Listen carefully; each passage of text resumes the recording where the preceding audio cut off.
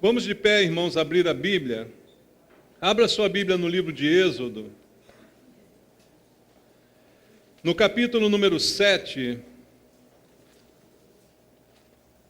vamos ler do verso 1 ao verso 6, inicialmente. Êxodo capítulo 7,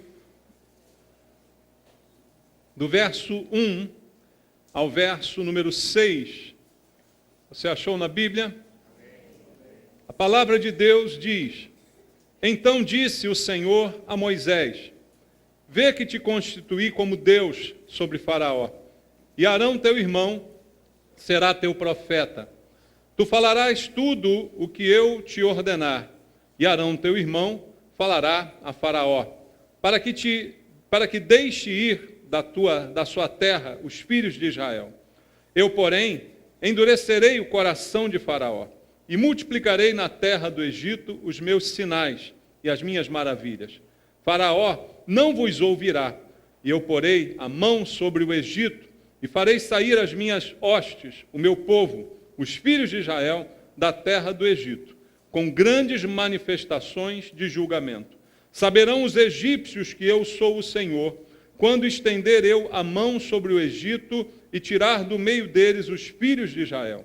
Assim fez Moisés e Arão, como o Senhor lhes ordenara, assim fizeram. Amém.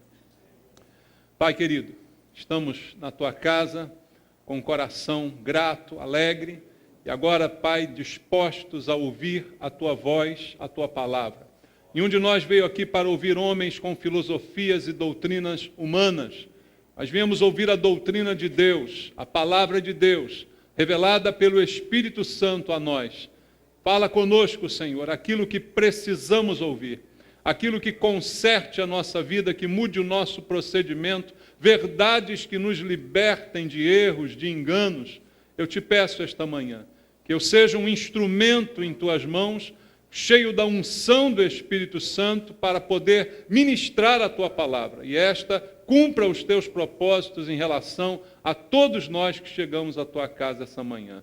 Usa-me, Senhor, eu te peço, e fala aos nossos corações, em nome de Jesus. Amém. Graças a Deus. Podem sentar, irmãos. Amados, nesse texto, Deus está levantando Moisés e Arão com a missão árdua, não é? De falar a Faraó, um homem com o coração endurecido, contaminado por tudo aquilo que é ruim. E Deus levanta estes homens para dizer a Faraó que ele quer tirar o seu povo do Egito, quer libertá-lo de todos aqueles anos de escravidão. E o que isso vai nos ensinar essa manhã? E que nós somos povo de Deus, amém, irmãos? Igreja do Senhor, chamados pelo Senhor, eleitos por Deus, para vivermos uma nova vida. Então eu acredito que da mesma forma que Deus não queria ver o seu povo escravizado no Egito por Faraó maligno, também hoje Deus não quer ver a igreja escravizada de maneira nenhuma. A palavra de Deus diz que nós fomos livres, verdadeiramente livres, para vivermos em liberdade e não de novo sermos conduzidos à escravidão. Então Deus não chamou ninguém como povo para que a gente viva no Egito. Chegam os anos que vivemos no Egito, amém? Chega o tempo de escravidão que já experimentamos. Agora não somos mais escravos, somos livres, e assim para a liberdade foi que Deus nos chamou. Leia comigo o que está escrito em Gálatas, carta de Paulo aos Gálatas, no capítulo número 5, no versículo 1. O apóstolo Paulo diz: Para a liberdade foi que Cristo nos libertou. Permanecei, pois, firmes, e não vos submetais de novo a jugo de escravidão. Paulo está lembrando à igreja que nós fomos libertos. Todo cristão foi liberto. Todo cristão. Não importa se você estava ou não endemoniado, mas você foi liberto da escravidão de Satanás, que te escravizava com um pecado que te prendia. Você foi perdoado e, portanto, liberto por Deus. Então, Paulo, falando aos cristãos, diz que nós fomos chamados para a liberdade. E por isso não podemos de novo nos submeter ao regime de escravidão. Deus não salvou e perdoou cada um de nós para que a gente viva de novo sob a chibata de Satanás, sobre o chicote do inimigo, como vivia o povo de Israel na época em que foi liberto do Egito. E aqui no episódio que a gente leu, Faraó representa o inimigo. Faraó representa Satanás, que aprisiona, que escraviza, que prende as pessoas sob o seu domínio. E ainda hoje ele tenta nos aprisionar e tenta nos manter cativos. É esse o trabalho de Satanás hoje em dia. Com tudo que ele faz, de todas as maneiras em que atua, o objetivo principal é manter as pessoas presas sob o seu domínio, para que elas jamais experimentem a liberdade que a verdade proporciona para nós. Conhecereis a verdade, e a verdade vos libertará. Então ele trabalha para aprisionar e para manter os seus escravos sob o seu domínio. E ele é criativo, entre aspas, nessa hora, porque ele inventa diversas maneiras que colaborem para o mesmo propósito, aprisionar as pessoas. Não importa de que maneira, contanto que ele aprisione, está bom. E ele tem diversas maneiras de aprisionar as pessoas. Estamos agora vivendo o período de carnaval, que há uma grande atuação maligna, todos nós sabemos, para aprisionar as pessoas. Na verdade, o que ele deseja é tornar as pessoas prisioneiras dos seus princípios, das práticas que ele induz a pessoa a fazer, a adotar, para que ela fique presa no seu pecado e nos princípios malignos do diabo. Mas não é só dessa forma que ele age. Ele age de diversas outras maneiras, com o mesmo intuito, aprisionar as pessoas, até com coisas não tão escandalosas como o carnaval, como nós podemos aí imaginar. E as armas que ele utiliza ainda hoje são as mesmas, porque essa sua criatividade não é tão criativa assim. Ele faz diversas coisas, mas usa na essência os mesmos elementos, as mesmas armas ele usa para aprisionar as pessoas. Ameaça e sedução. Satanás sempre tenta aprisionar as pessoas através dessas duas estratégias. Ou sob a forma de ameaça, e a pessoa ameaçada se vê encurralada, se vê oprimida e se vê sem ação para resistir, ou ele seduz a pessoa com alguma coisa interessante, bonita, gostosa, para que ela então se deixe levar pela sedução. Ou pela ameaça, ou pela sedução, ele consegue aprisionar muitas pessoas, não é? E, como diz a própria Bíblia, eu quero ler com você 1 de Pedro 5,8, nestes aspectos que ele assume para enganar, para ameaçar ou para seduzir, ele assume diversas formas. Uma delas, a Bíblia diz em 1 de Pedro 5,8, sede sóbrios e vigilantes, falando a nós cristãos, sobriedade, vigilância constante, porque o diabo, vosso adversário, anda em derredor, na forma de quê? De um leão, que ruge procurando alguém para fazer o quê? Devorar. Não é leão de zoológico na Argentina, que você vai lá, abraça ele, tira foto, já viu? O pessoal bota na foto com leão manso. Não, esse leão não é assim não. Ele não veio para tirar foto com ninguém, ele veio para devorar. Esse é o propósito. E está rodeando a pessoa, está andando em volta dela, de todos os ângulos a observando, para que haja um momento de distração e que ele possa então abocanhá-la. Esse é o objetivo, como disse Jesus, do ladrão, que veio para roubar, matar e destruir. E é assim que esse leão tem agido, se apresenta desta forma para produzir a ameaça, como eu disse aqui, uma das suas estratégias, não é? Mas a Bíblia também diz que outras vezes ele se apresenta como uma serpente. Você lembra do Jardim do Éden? Aonde pela primeira vez a figura de Satanás é mencionada na Bíblia, se apresenta ali como uma serpente, sagaz, com propostas sedutoras, não é? Agora, não mais ameaçadora, porque não diz a Bíblia que naquele instante Eva, ou mesmo Adão, tivesse sentido algum medo da serpente. Parece que naquele momento a serpente não era um animal ameaçador como hoje, não é? Então, ele não se apresentou como uma ameaça, mas sim como uma sedução. A proposta da serpente a Eva, indicando as vantagens que eles teriam na desobediência a Deus, indicando os benefícios que receberiam se ignorassem a palavra de Deus, é a arma da sedução, não da ameaça do leão, mas a sedução da serpente que daquela forma se apresenta. E também como um exemplo de sedução, nós podemos encontrar Satanás sendo apresentado, como diz a Bíblia, como um anjo de luz. Você já ouviu essa referência bíblica? Que ele muitas vezes se apresenta como um anjo de luz. E aí você pode imaginar, eu não sei o que vem à sua cabeça quando a gente fala do capeta, né, do capiroto, sei lá, do nome que você queira dar. Tem gente que imagina um bichinho vermelho com os rabinhos, um tridente na mão, né? Aquela figura fantasminha, brasinha, né? Isso é do meu tempo. Mas não é assim Satanás, né? Não é esse bonequinho vermelho com um tridentezinho na mão.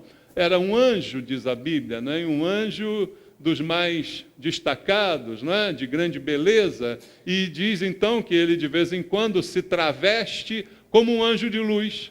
E o que um anjo de luz produz no coração de uma pessoa? De repente uma emoção, não é, uma predisposição para lhe ouvir, para se render àquilo que ele está propondo. Então ele vem numa forma explícita de sedução, com beleza, com qualidades, com coisas atrativas, sedutoras, desejáveis.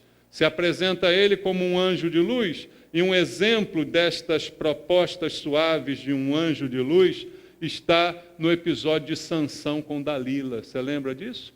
Sansão, homem de Deus, forte, cheio do poder do Espírito Santo, cheio da força que Deus deu a ele, sucumbe diante de uma mulher bonita, apreciável, um anjo, não é? Quando o homem diz que a mulher é bonita, ele diz que ela quer um anjo. Ô, meu anjo, cuidado com esse anjo, tá bom?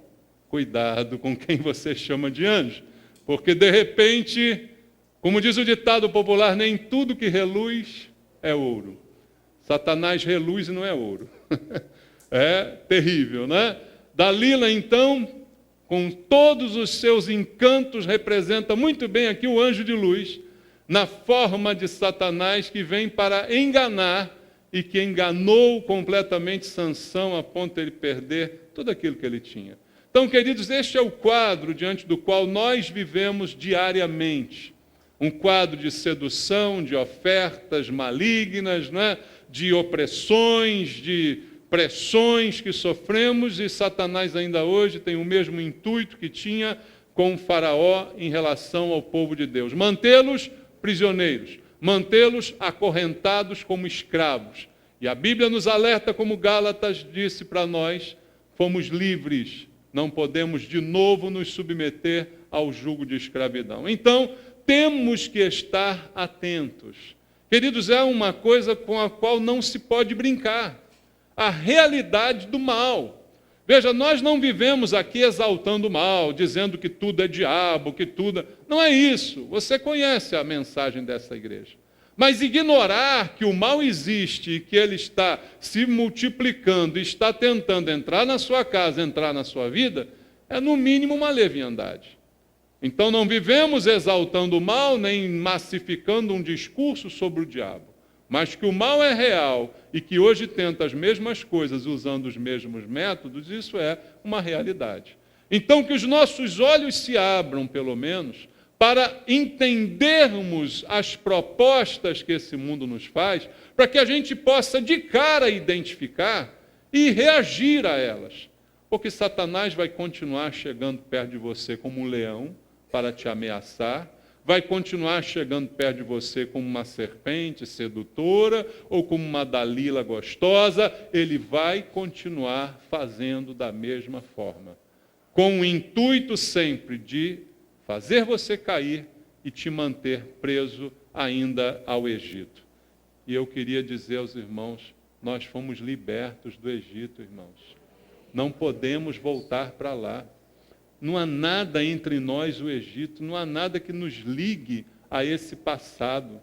Tudo deve ser rompido na nossa vida em relação ao passado de escravidão. Não temos que ter saudades de nada, queridos. Houve um rompimento com esse passado e nós temos que atentar para isso. Mas nesse texto de Êxodo, há algumas lições aqui importantes para nós, porque Deus está levantando Moisés e Arão, como o mesmo texto disse, para falar a Faraó. E começa ali uma sequência de conversas entre Moisés, Arão e Faraó. Como que fosse o quê? Uma diplomacia, não é? O povo não saiu do Egito numa revolta. Vamos nos revoltar, vamos quebrar tudo, vamos embora. Não. A saída foi meio que, a princípio, negociada. Foi uma conversa diplomática. Deus levantou 2 embaixadores para falarem com o Faraó. Moisés e Arão, vão lá, conversem com ele. Argumentem, falem. E a cada conversa, Faraó também trazia uma resposta. Mas Deus já tinha o plano todo concebido, realizando, não é? Mas havia a necessidade dessa conversa para que a gente aprendesse algumas coisas importantes. Na conversa entre Moisés, Arão e Faraó, a cada embate, Faraó fazia uma proposta bem típica de Satanás, que ainda hoje tem feito propostas para nós. Você pode achar que não, mas é verdade, irmãos. Se você parar para pensar direitinho, todo dia Satanás faz uma proposta para você. A isto a Bíblia chama de tentação. Ninguém é tentado por Deus, a Bíblia diz que Deus não tenta a ninguém, mas somos tentados pela nossa própria cobiça, que é um instrumento que Satanás utiliza para trazer a proposta para o nosso coração. Então, nas propostas de Faraó a Moisés e Arão, nós vamos identificar aqui essa manhã como são as propostas enganosas, malignas do diabo, ainda hoje para nós, e que nos deixam às vezes em dúvida, embora não devêssemos ter dúvidas, porque já conhecemos a verdade, já fomos libertos. Deveríamos todos aqui estar vacinados contra as propostas de Satanás, mas não é bem isso que acontece, porque ele é sedutor, ele é enganoso, ele é sutil nas suas propostas, como foi com Eva. Veja, a proposta da serpente era uma proposta para fazer você pensar. Poxa, Deus deixou comer todas as árvores, por que só uma eu não posso? Aí ele diz, é claro, por quê? Deus sabe que no dia que você comer, você vai ser igual a ele. Deus está guardando só para ele esse trunfo. Pô, vai lá, não, vai morrer? Não, coisa nenhuma, vai nada. Vai ser bom para você. Entende como Satanás age? É sempre tentando dizer o seguinte, não, a palavra de Deus não é bem isso que Deus falou. De repente esse teu entendimento está te privando de desfrutar coisas melhores. E assim ele vai argumentando. E foi mais ou menos assim que Faraó argumentou com Moisés, por diversas vezes, nós vamos ver aqui no texto. A primeira proposta está no capítulo 8 de Êxodo, no versículo 25. Diz assim, chamou Faraó a Moisés e Arão e disse, ide, ofereceis sacrifícios ao vosso Deus, aonde, irmãos? Nesta terra. Ele recebe a proposta de Arão e Moisés. Olha, Deus disse que você precisa deixar o povo ir embora, ir para outra terra, para ser livre. Acabou o tempo, foi bom enquanto durou, pronto, liberte o povo agora. Faraó escuta a proposta e faz uma contraproposta.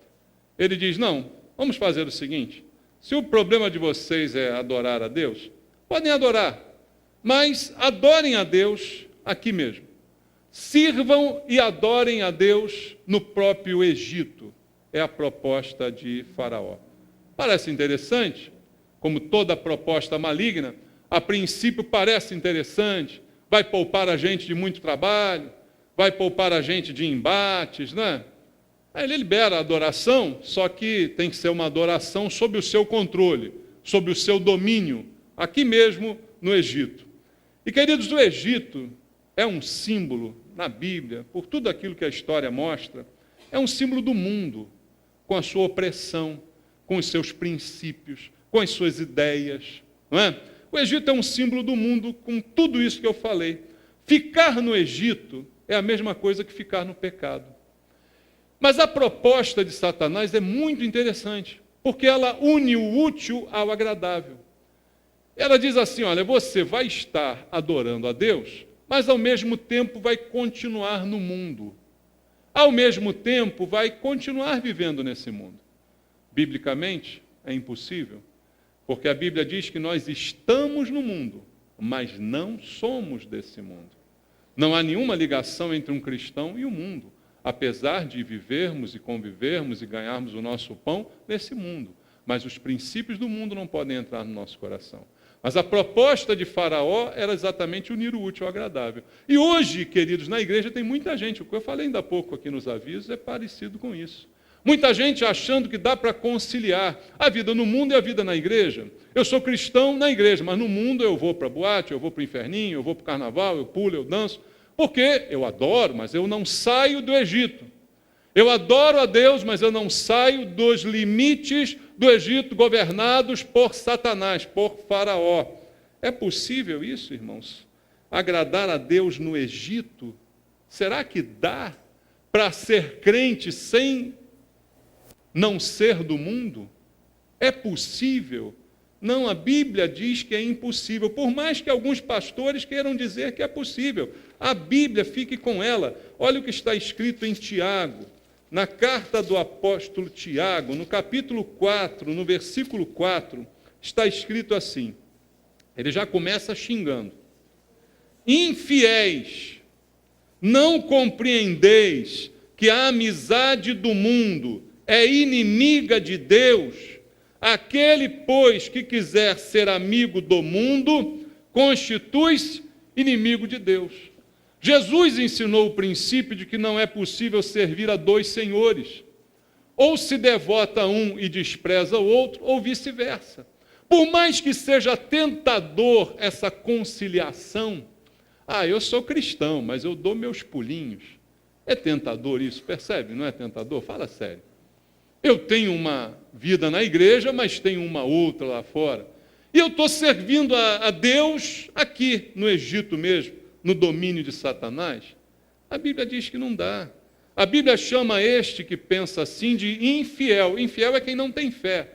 Porque quem tem fé fica com Deus, fica nos princípios de Deus e não tenta inventar moda. Então ele diz, infiéis, você não compreende que a amizade do mundo é inimiga de Deus e não dá para juntar e conciliar, porque quem quiser ser amigo do mundo, automaticamente se constitui em inimigo de Deus. Ou seja, não dá para ser amigo dos dois. Mas já percebeu que para nós é muito mais fácil ser amigo dos dois? Porque a gente não precisa se posicionar. Você não precisa dizer que é mundano, mas também não precisa dizer que é crente. Para os crentes você diz que é crente, para os mundanos você diz que é mundano. Você vai ser aceito nos dois ambientes. Olha que maravilha. Não é verdade? Só que não é possível.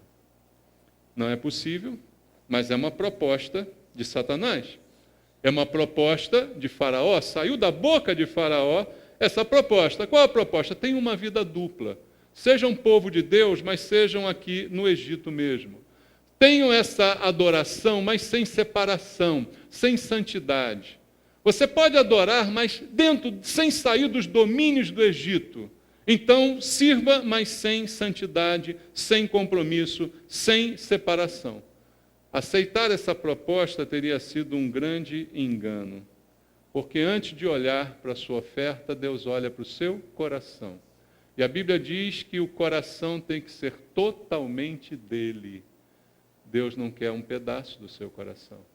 Deus não quer uma parte do seu dia, da sua adoração, Ele quer você por inteiro. Então, Moisés e Arão recusaram essa proposta. Mas hoje há muitas pessoas na igreja, não a chamamos de crentes, mas sim de membros, frequentadores de uma igreja, que estão aceitando essa proposta, que estão agindo exatamente como disse Faraó. adoram a Deus no Egito mesmo. E Deus não aceita esse tipo de adoração. Segunda proposta, no versículo 28, ainda no capítulo 8, ele diz assim: então disse Faraó, deixar-vos-ei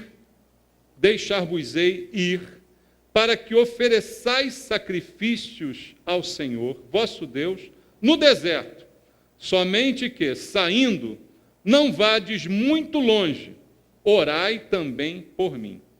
Veja que a proposta vai melhorando, né? Satanás tentou a primeira, não deu certo, estava muito na cara, estava muito evidente aquela. Então eu vou fazer um pouquinho mais suave a proposta. Olha, eu vou deixar vocês irem, tá bom? Vocês vão oferecer um sacrifício lá no deserto. Pode ir lá no deserto e aproveita a hora por mim também. Faraó pedindo oração, é engraçado, né, irmãos? O diabo pedindo oração. O diabo não está muito preocupado. Ele está querendo saber aonde está o teu coração, né? E se ele puder desviar o teu coração, você pode orar, pode ter vida religiosa, que não afeta nada ao diabo, né? E ele diz, olhem também por mim. O que ele quer dizer aqui? Olha, pode ir lá sacrificar, mas fique por perto. Primeiro ele disse, fique aqui. Agora ele já abriu exceção para você ir até o deserto. Fique nas imediações, não é? Ou seja, o que ele está querendo agora? Um relacionamento amistoso. Disse, olha, ora por mim, eu estou com vocês nessa. Eu não sou o inimigo. Na verdade, o diabo nunca quis ser reconhecido como inimigo, concorda? Ele não quer ser reconhecido como adversário. Ele muito melhor, ele prefere ser seu amigo. Quanto mais amigável ele for com as pessoas, mais elas cederão a ele, não é? Então, o Faraó está querendo agora um relacionamento amistoso com aquelas pessoas, não é? E esta é a ideia de que a igreja deve ser amiga do mundo. E isso, irmãos, a Bíblia não declara. Muito pelo contrário, a Bíblia não manda a gente amar o mundo, não manda a gente tomar a sua forma. Muito pelo contrário, não pode haver esse relacionamento amistoso.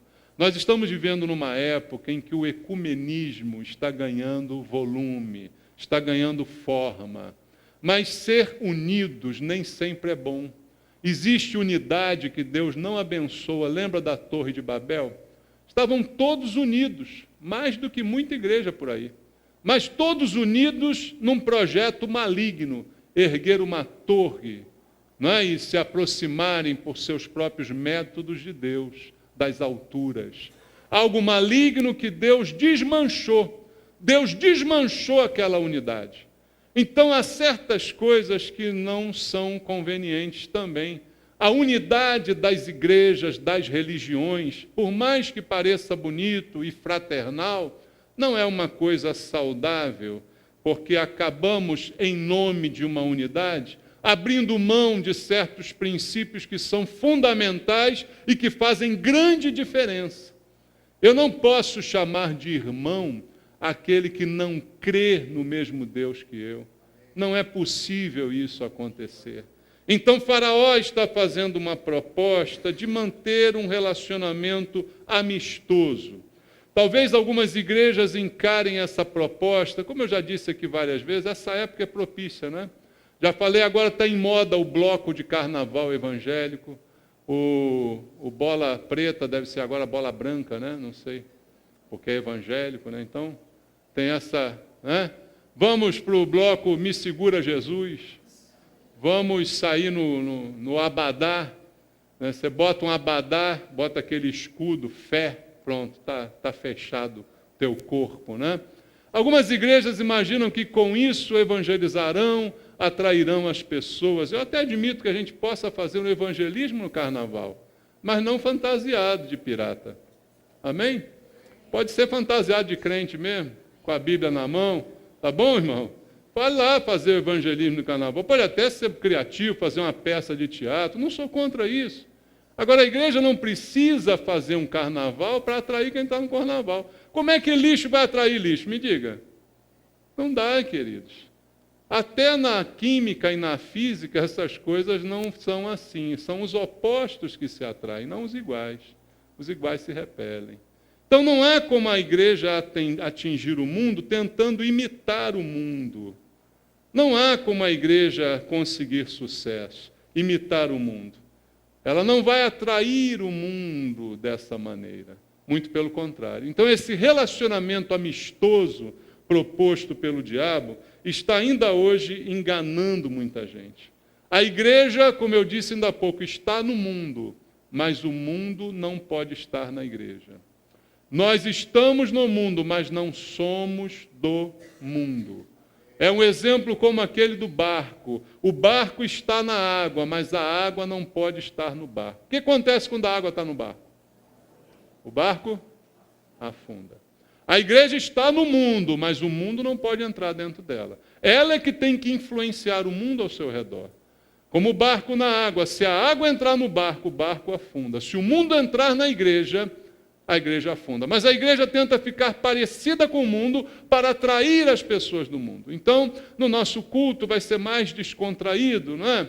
Eu vou passar a pregar de bermuda, eu vou botar uma prancha de surf aqui no púlpito, a gente vai fazer um louvor mais informal, a gente vai ter umas luzes piscando, uma fumaça se espalhando, porque vai lembrar aquilo que as pessoas têm numa rave, numa boate, e elas de repente vão vir. Não vão achar a igreja uma coisa chata, com um cara igual a mim, porque eu sou chato pra caramba, né, irmãos? Fala sério. Eu não sei como é que alguém vem aqui e volta nessa igreja, porque eu sou muito chato. Eu falo as mesmas coisas, faço sempre do mesmo jeito, sou metódico. Então, os pastores querem começar a fazer alguma coisa para que as pessoas venham para a igreja. Então, você, ao invés de pescar com isca, você pesca com fezes. Será que dá certo? Tem peixe que gosta, né, irmãos? Mas eu não quero comer o peixe que se gosta de fezes. Você quer? Você quer comer o peixe que vem com fezes? Eu não quero. Deus também não quer. Então esse é o problema dessa proposta maligna que Faraó está fazendo pela segunda vez. Pode ir. Aqui no deserto. Está pertinho ainda da gente. E ora por mim. De vez em quando lembra de mim. Vamos ter esse relacionamento íntimo, gostoso? Não, não dá. Não é possível. Terceira proposta, Êxodo capítulo 10, versículo 11. Ele diz assim no versículo 11 do capítulo 10. Não há de ser assim, ide somente vós, os homens, e servi ao Senhor, pois isto é o que pedistes. E os expulsaram da presença de Faraó. Agora, o que ele está propondo? Terceira proposta. Tá bom, eu deixo irem os homens. O que significa isso? A família é composta só por homens? Não, tem mais o que na família? Mulheres e crianças, jovens. Né? Ele diz, não, vão os homens, mas os jovens, as crianças, as mulheres, ficam aqui comigo. Irmãos, vão para o deserto. E alguém diria, o deserto é coisa de homem. Tem uma lógica no que Faraó disse, né? Vocês vão enfrentar o deserto, é melhor irem só os homens, vocês estão mais preparados do que mulheres e crianças nesse deserto, é perigoso. É muito perigoso e vocês vão correr risco desnecessário. Então, Satanás tem alguns argumentos bem interessantes, né? Deixa os mais moços aqui. Deixa as crianças comigo, eu cuido delas. Você tem um aprisco de ovelhas e você coloca um lobo para tomar conta delas? Você tem um galinheiro, coloca uma raposa para vigiá-lo? O que você acha disso? É interessante, né? A proposta, mas eu sou uma boa raposa, eu sou um bom lobo, deixa comigo, deixa as suas ovelhinhas na minha mão, eu cuido delas direitinho. É isso que Satanás está propondo, não é?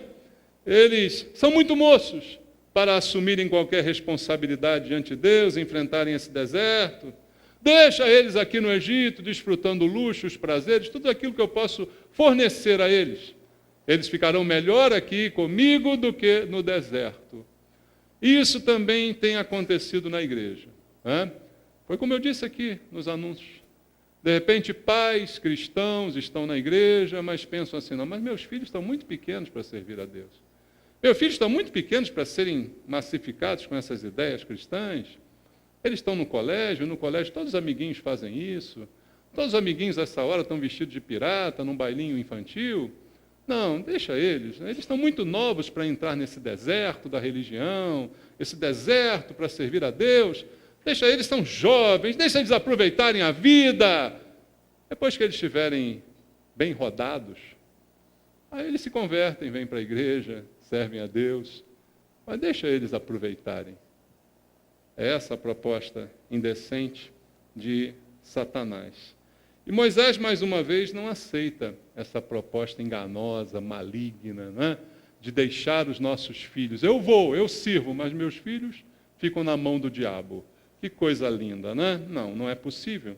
Porque ele sabia que não há prazer maior no mundo do que na presença de Deus. Não há nada melhor do que estar na presença de Deus.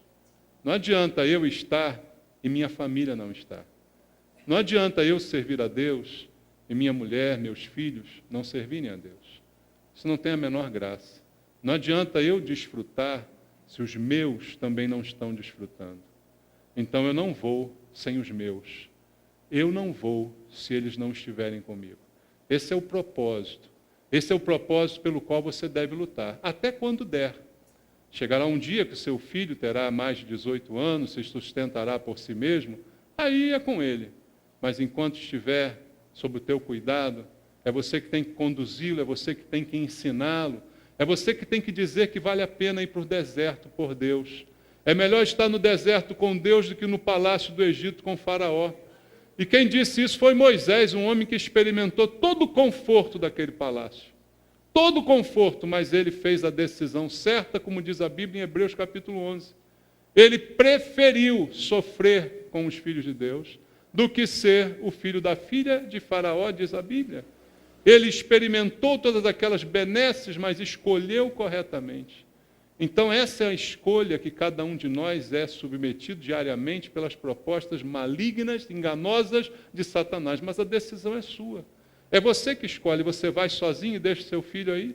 Vai sozinho e deixa seu cônjuge? Não, eu quero que vá todo mundo, porque todos nós vamos servir a Deus, porque é melhor servir a Deus do que ser enganado pelo diabo. É melhor ser chato do que ser legal e ser enganado pelo diabo. É melhor ter posições firmes que sofram até a crítica dos outros do que estar como todo mundo enredado por Satanás. Então Moisés resiste mais uma vez a essa proposta. E olha, para quem pensa que as crianças são frágeis, para quem pensa que os jovens são fracos, não é isso que a Bíblia diz deles. Como eu disse aqui, queridos, a Bíblia diz: ensina a criança, instrui, e ela vai permanecer naquele ensino. É a hora de você ensinar. A Bíblia diz que os nossos filhos estão prontos, nós é que queremos ficar aí paparicando, superprotegendo e fazendo suas vontades, mesmo que elas sejam malignas. Filhos nossos são capazes de ter desejos malignos. E nós, quando atendemos a estes desejos malignos e não sabemos dizer não, somos nós que estamos fazendo o papel de Satanás na vida deles. Estamos dando aquilo que eles querem e não o que eles precisam. Os filhos são fortes para aprender. Jesus disse: deixai vir a mim os pequeninos, não os impeçais, porque dos tais é o reino dos céus. Os pequeninos podem ir a Cristo. Não precisa crescer para ir a Jesus, não precisa crescer para se converter. Crianças podem se converter. Você crê nisso? Crianças podem, mas tem gente que acha que não, ele não tem entendimento. Para servir ao capeta ele tem entendimento. Para botar uma fantasia de pirata de odalisca tem entendimento. Mas para adorar a Deus não tem entendimento. Deixa ele diante de um desenho animado do capeta, ver se ele não sabe tudo que diz aquele desenho animado. Agora, para fazer uma opção por Cristo, ele não tem, é pequenininho, tem 3 anos, 4 anos. Deixa, coitado. Coitado vai ser mesmo pelo capeta que vai coitar ele. É o que vai acontecer. É isso que vai acontecer. Se você não tomar uma posição de pai, de mãe, que muitas vezes é contrária. Toda posição firme ela é contrária, ela nunca é pela maioria. A maioria vai dizer o contrário. E os jovens são fortes, não precisam ficar velhos para servir a Deus, não. Não precisam, não. Ninguém perde a juventude servindo a Deus, não. Pelo contrário, você ganha a juventude. Você quer uma juventude livre de tanto mal que tem por aí. Tem jovens a essa hora de 15, 16, 17 anos que ainda não chegaram em casa, a essa hora. Tem jovens a essa hora que ainda não chegaram em casa. Estão drogados, estão jogados no chão, se prostituíram a noite inteira, passaram na mão de todo mundo e estão chegando em casa daqui a pouco, se conseguirem chegar em casa. Se você acha que isso é vida, eu não acho, isso é morte. Então, servir a Deus, estar aqui hoje sentado na igreja, isso é uma bênção muito grande, não é? Uma bênção muito grande, estar livre desse mal, estar livre da droga, estar livre das atrações malignas. É muito bom isso para nós. E pior, a Bíblia diz que você é forte para isso. Olha a 1 de João. Olha como João fala dos jovens. É a gente que fica dizendo, não, coitadinho, deixa aproveitar. Aproveitar o quê, irmão? Aproveitar a comida de Satanás? Aproveitar a comida do Egito? 1 de João 2,14. O apóstolo João diz, filhinhos, eu vos escrevi porque conheceis o Pai. Pai, eu vos escrevi porque conheceis aquele que existe desde o princípio. Agora os jovens. Jovens, eu vos escrevi porque sois fortes e a palavra de Deus permanece em vós e tendes vencido o maligno. Um jovem cheio da palavra de Deus e cheio do Espírito Santo, ele vence o maligno. Ele vence as paixões da mocidade, ele vence as tentações da juventude, vence sim, ele não é vítima indefesa, cheio de Deus, ele vence o maligno. Agora, sem Deus, ele é uma vítima do maligno, frágil, não é? Que vai ser manipulada e mudada de tudo que é jeito. E veja o que Paulo também diz a Timóteo, em 1 Timóteo, capítulo 4, 1 Timóteo, capítulo 4, versículo 12, Paulo fala a um jovem chamado Timóteo, seu discípulo. Olha o que Paulo diz a esse jovem, capítulo 4, versículo 12. Ninguém despreze o quê? A tua mocidade. Pelo contrário, torna-te padrão dos fiéis, na palavra, no procedimento, no amor, na fé e na pureza. Um jovem pode ser um padrão. Não é para ser desprezado, deixa ele está jovem, depois ele melhora, depois ele muda. Não, ninguém despreze a tua juventude, a tua mocidade. Você tem a missão de ser um padrão. Jovens de Deus têm que ser um padrão para o mundo que está aí. Deixe Deus usar a sua vida. E a última proposta que eu quero ler contigo está em Êxodo capítulo 10, no versículo 24. Êxodo capítulo 10, versículo 24, diz assim: Então Faraó chamou Moisés e lhe disse, ide, servi ao Senhor. Fiquem somente os vossos rebanhos e o vosso gado e as vossas crianças irão também convosco. Ele agora faz mais uma concessão. Eu deixo também. Ele, bom, vai todo mundo. Vai a família toda, vai a criança, vai todo mundo. Só não vão os bens. Os bens ficam aqui no Egito. É a última cartada do diabo. É a última cartada de um desesperado faraó. A última tentativa de seduzir e de enganar. Eu deixo você ir, mas você deixa os bens na minha mão. E aí, irmãos, eu não posso reter vocês, talvez ele tenha pensado, mas eu quero administrar os seus bens. Satanás ainda hoje tem feito isso com os cristãos dentro da igreja. Ele propõe que a gente pode servir a Deus, mas ao mesmo tempo, com o nosso dinheiro, servir ao Egito. Se você serve a Deus, você tem que servir por inteiro. Não dá para você ser crente e o seu dinheiro ser maligno. Não dá para você ser crente e os seus bens serem ímpios. Tudo em você tem que ser de Deus.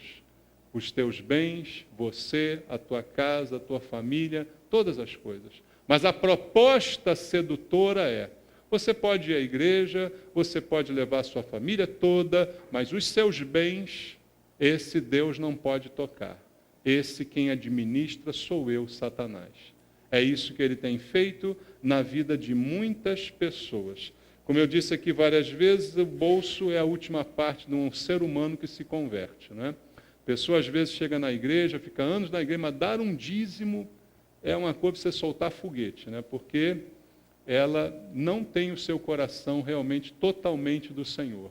Ainda pertence a Satanás o seu bolso, os seus bens, com N motivos e razões que ela vai ter para explicar esse comportamento. Mas, na verdade, ela está cedendo à proposta de Satanás. Você vai com a sua família, vai com tudo que você tem, mas o seu dinheiro deixa que eu administro, deixa que eu tomo conta. E, biblicamente, isso é impossível. Leia comigo Mateus capítulo 6, Evangelho segundo Mateus capítulo 6, verso número 21. A palavra de Deus nos diz assim: porque aonde está o teu tesouro, aí estará também o quê? O teu coração. Agora pensa na proposta do diabo. Você vai, mas o teu tesouro fica aqui comigo. Aonde? No Egito. Sob a administração de quem? Faraó. O que a Bíblia diz? Onde está o teu tesouro, aí está o teu coração. Você vai para a igreja, mas o teu coração está no banco. Dá certo isso? Você vai para a igreja, mas o teu coração está na mão de Mamon, Satanás, Diabão. E aí? Porque onde está o teu tesouro, aí estará o teu coração. Sou eu que estou inventando isso? Ou está na Bíblia? Está na Bíblia. A proposta maligna é interessante porque ele sabe que Deus não aceita serviço pela metade. Deus não aceita entrega parcial. Ele sabe disso. Então ele convence a pessoa de que ela indo à igreja, tendo uma vida cristã, está tudo bem. Ela está fazendo, mas o dinheiro dela continua na mão de Satanás. Então ela sabe que Deus não aceita nada. Ele sabe que Deus não aceita nada dela. Porque ele continua administrando os seus bens, ele continua administrando o seu dinheiro. E ele sabe que com isso o coração ainda está na mão dele. E se todo o teu corpo foi entregue a Deus, menos o teu coração, não adianta. E se for entregue todo o teu corpo e 99% do teu coração, também não adianta. A Bíblia diz que o coração tem que ser totalmente do Senhor. Essa proposta é terrível, é cruel e tem ainda hoje enganado muita gente na igreja. Se o nosso dinheiro não serve a Deus, nós também não servimos. É uma ilusão achar que você está separado dos seus bens. Não está. Teu tesouro está intimamente ligado ao teu coração. Disse o Senhor Jesus, não fui eu. Então, é ilusão achar que com o corpo você serve a Deus, mas não com o dinheiro. Isso não funciona, isso não é verdadeiro. Eu não posso deixar no Egito, aquilo que eu devo consagrar a Deus. O que eu tenho foi Deus que me deu. E se foi Deus que me deu, a Deus deve ser consagrado. E consagrar quer dizer entregar, dar. Se Deus me deu, eu dou a Deus, eu consagro a Deus. Não dá para receber de Deus só a liberdade, mas os bens permanecerem lá no Egito, e essa foi a proposta. Mas a resposta de Moisés é a resposta que nós temos que dar a isso. Versículo 26 do capítulo 10 do livro de Êxodo, diz aqui a resposta de Moisés. E também os nossos rebanhos irão conosco, nenhuma unha ficará, porque deles havemos de tomar para servir ao Senhor nosso Deus. E não sabemos com que havemos de servir ao Senhor até que cheguemos lá. Moisés responde para Faraó o seguinte: não dá, Faraó, não tem acordo. A gente ir e deixar os bens aí não funciona. Sabe por quê? Nenhuma unha ficará. Porque desses bens nós temos que tomar para servir a Deus. Está implícito no serviço a Deus a entrega também dos nossos bens ao Senhor. Porque veio dele, para ele entregamos, para que ele administre, abençoe, multiplique e faça aquilo que ele quiser. Mas em nós deve haver o coração disposto a entregar tudo ao Senhor. Então a resposta de Moisés é a única resposta que nós podemos dar. Satanás continua nos tentando, irmãos. É você quem responde a ele. Você pode aceitar ou você pode recusar a oferta enganosa que ele te faz. A decisão é tua. A Bíblia está aí, explicando, mostrando, exibindo, mas a decisão é individual de cada um. Você aceita ou rejeita as propostas. Você não é obrigado a aceitar, nem também é obrigado a rejeitar. Você é livre. Agora, não use dessa liberdade para ir para o caminho errado. guarde a tua vida, entenda que você foi liberto por Cristo, para viver no caminho da verdade, e não se deixar enganar de novo pelas artimanhas de Satanás.